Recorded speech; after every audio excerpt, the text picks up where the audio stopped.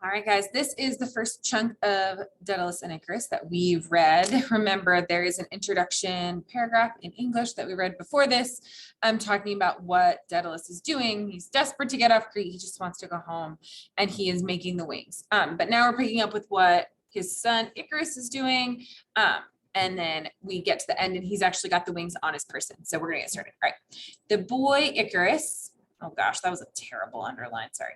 Was standing, there's your verb, together with his dad, right? And unaware that, now we're in an indirect statement.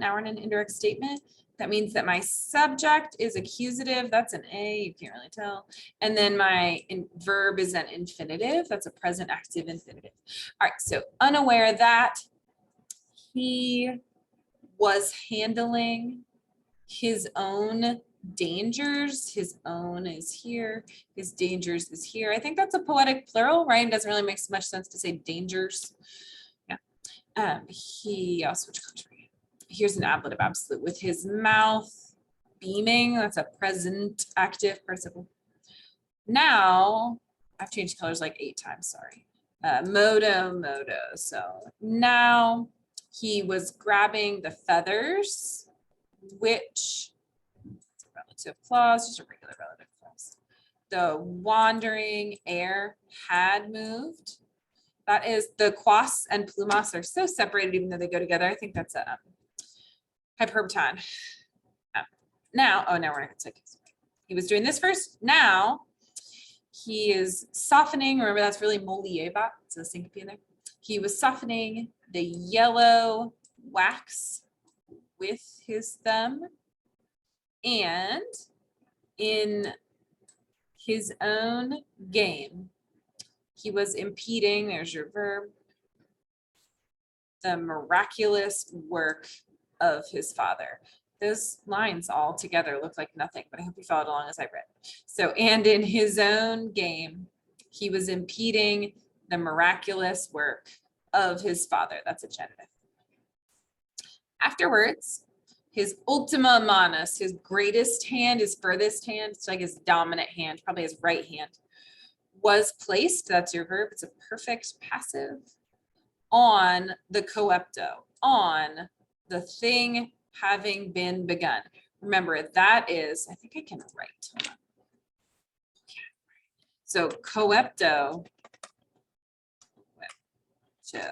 is a perfect passive participle.